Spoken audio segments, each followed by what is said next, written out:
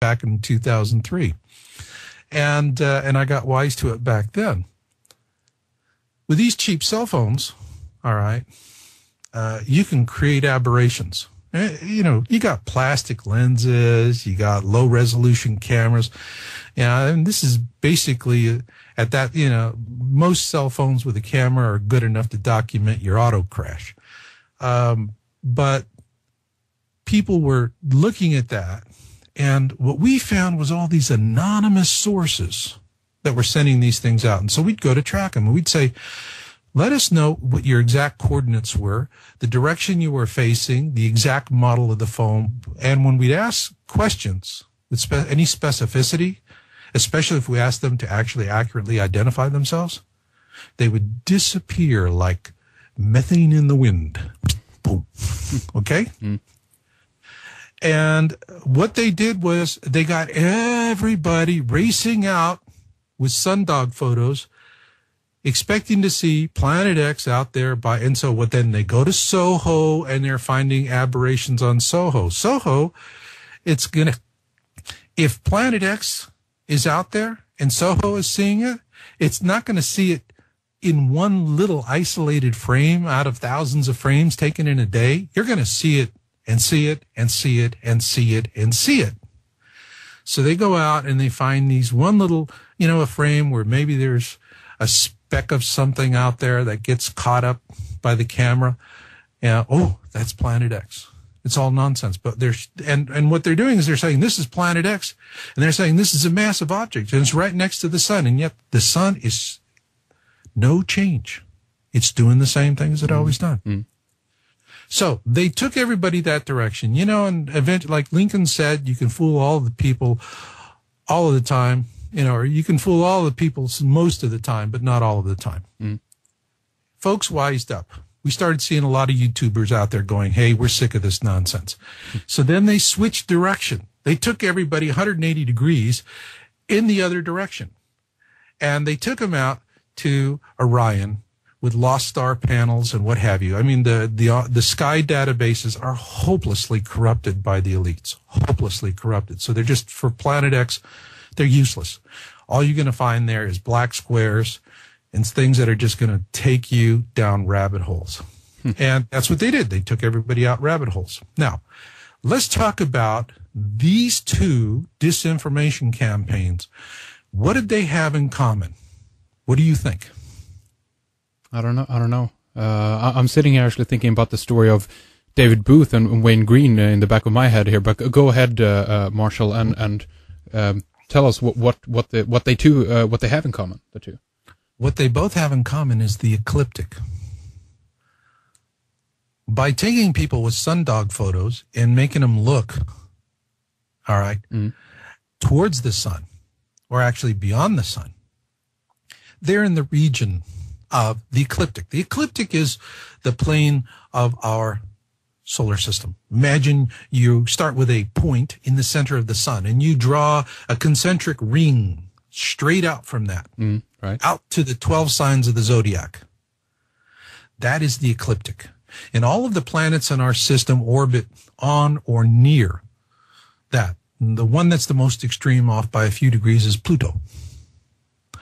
Everything's out there happily going around the ecliptic. And what they did was they kept everybody's interest on the ecliptic, either to the other side of the sun, all right, which would be a superior conjunction, or they have them way out to the edge of the solar system, all right, again, near the ecliptic. That is important because we have always maintained that this object is approaching from the south. And when we look at the disinformation attacks, they always pay attention to the ecliptic and away from the southern skies. Now, a reason why it's easy to get people to do that is most folks don't understand 90% of all of the astronomical observations made of our solar system are near the ecliptic. And of the remaining percent of effort, Most of that is in the northern hemisphere where there are much more observatories than in the southern hemisphere. Mm-hmm. And that in the southern hemisphere, if this object is coming up directly below us, at this time, there's only one place that can have a continuous view, the South Pole. Right. Now, the South Pole telescope is an interesting telescope because they could have done the same research, basic research that they're claiming in Chile. Right. Same exact thing, except a big difference. Heck of a lot cheaper. You know, in order to move, I mean, it was literally like a Berlin airlift effort to get this massive telescope down to the Scott Edmondson station. They had to take these specially configured C-130 Hercules airplanes just to carry the dish alone, not all of the other goodies and gadgets and housings and everything, you know, everything else that goes with it. Just the dish alone was 30 flights. Sheesh. Okay? Mm. They could have trucked it up to a mountain in Chile for a fraction. And then the other thing, I had a merchant, you know, a gentleman that runs in New Zealand, and he does credit card processing for merchants. And he was telling us, you know, this is the damnedest thing. We have people coming in from other nations.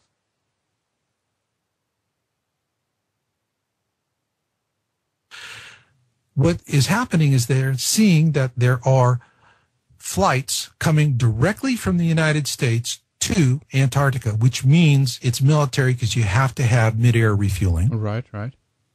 They're landing with special research teams. They don't talk to anybody. They go in, do their work, keep their lips sealed, and they're out. And it runs counter to the entire openness, intellectual openness of the work that's going on down there. And the merchants in New Zealand were reporting this to this men because numerous merchants were hearing this because a lot of the folks, the researchers, they'll stop off in New Zealand for their last, you know, supply pickup. Sure. Before heading in. So there's an awful lot of this cover-up that is going on. We've been following it. And so consequently, I'm not angry about it anymore because there's no profit to me in being angry as a researcher.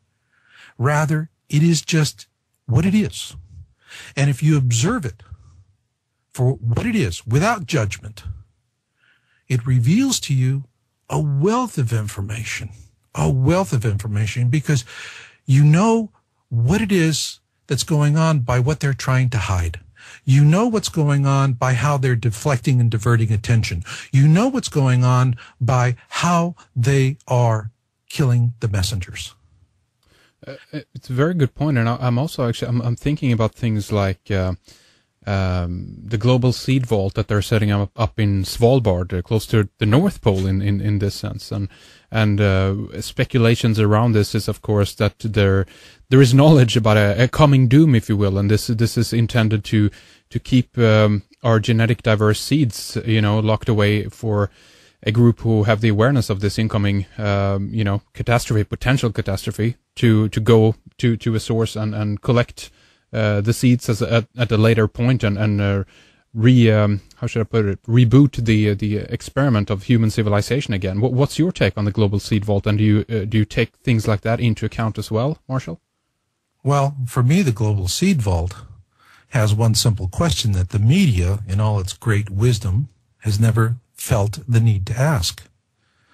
Are they storing genetically modified seeds in Svalbard? GMO? No. Nope. Okay. We're eating the GMO with all of the cancer risks and everything that's going on. They're putting out farmers out of business to make sure we eat it. These are crops that are designed for one season, and then the seeds are barren. Yeah. They're useless. That's right. And so what they're really doing is that Svalbard, to me, is putting themselves in a position where, think about it, if everybody's starving to death because nobody has seeds that'll grow, you don't have any choice. Who's got the seeds has the bread of life. Yeah.